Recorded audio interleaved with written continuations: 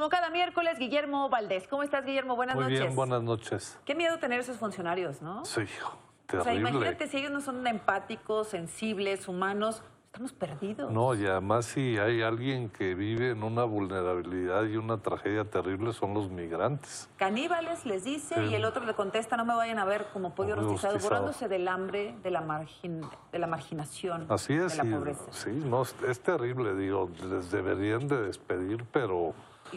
Ipso facto, ¿no? Automático, sí. Le han hecho quedar mal varios funcionarios al presidente López Obrador con el tema de austeridad, de combate a la corrupción y el tema de sensibilización hacia los pobres. Sí, ¿no? Digo, se quejaba de que Gonzalo Hernández Licona no conocía a los pobres, lo cual es falso, y sus funcionarios que deben de atender a migrantes diciendo esto.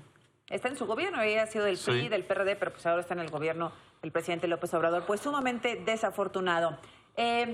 ¿Qué pasó hoy en Zapopan, Guillermo? Qué preocupante. Nos asombrábamos mucho lo que pasó en Plaza Arts, aquí en el sur de la Ciudad de México, y ahora también sucedió en Zapopan, en un restaurante. Así es. Pues mira, por los datos y la repetición de este tipo de eventos, uno podría pensar que esto tiene que ver con un proceso de, digamos, de degradación y de descomposición de las organizaciones criminales.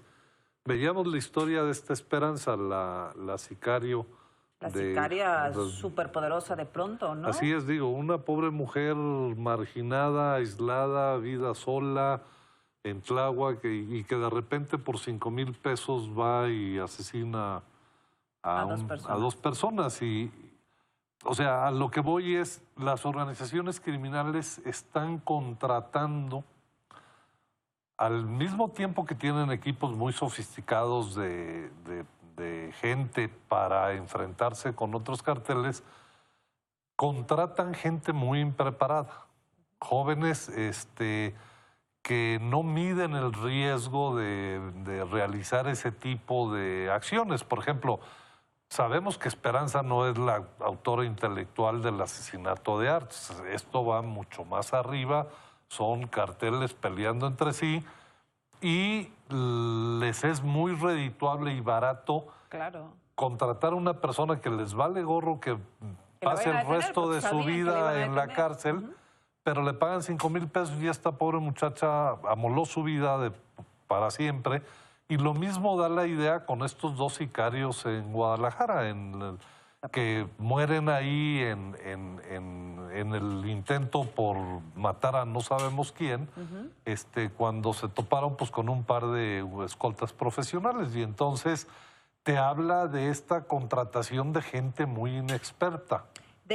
Tú dices, el crimen organizado está contratando personas inexpertas, abusando de la pobreza y de la falta de oportunidades. Sí, veíamos así la encuesta esta del INEGI, qué duro, ¿no? Así qué es. Igual el país. Mira, yo recuerdo un caso también en Mérida en 2010, algo así, que mataron 14 gentes y eran unos franeleros que habían contratado en Cancún, los llevaron, les pusieron la AK-47 y rafaguea en tal restaurante, ¿no? Y a las 2 horas los pescaron. O sea, frente a la multiplicación de organizaciones criminales, pues la contratación de gente o el reclutamiento por parte de estas organizaciones va cada vez peor. O sea, gente, chavos ignorantes y con poca capacidad de razonamiento del riesgo que van a correr, ¿no?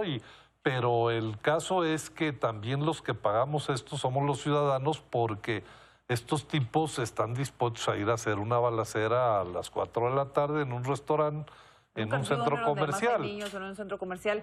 Es la barbarie. Yo no justifico en lo absoluto Esperanza, no la conozco, no conozco la historia completa, pero el simple hecho de ver dónde vive, dónde vivía, cuáles son sus condiciones. Es víctima también de otro tipo de circunstancias.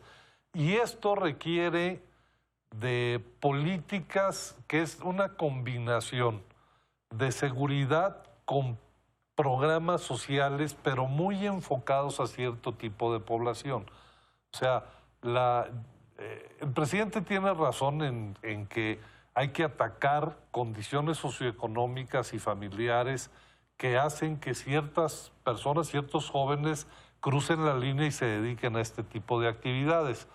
pero no es con programas generalizados como vas a impedir esto, Focalizado. sino muy focalizados en donde tú tienes que identificar a los jóvenes que están en riesgo de convertirse en sicarios o en integrarse a organizaciones criminales.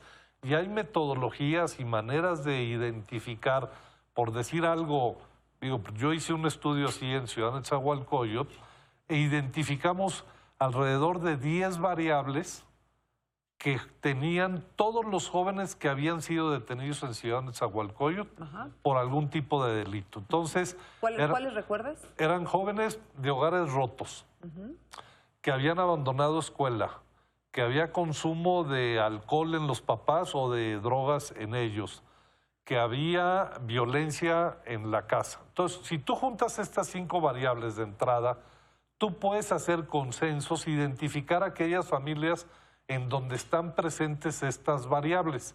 Y entonces sí haces programas que atiendan esa problemática y no regala dinero a todo mundo, porque pues es un escopetazo, ¿no? Entonces, lo que estamos viendo para detener esta ola de incorporación de jóvenes que no saben a qué se meten, pero que generan consecuencias gravísimas porque están dispuestos a usar la violencia de manera irresponsable, y generalizada, mucho más salvaje que antes, hay que hacer este tipo de programas acompañados de una participación policíaca que también sea inteligente para que los jóvenes sepan del riesgo.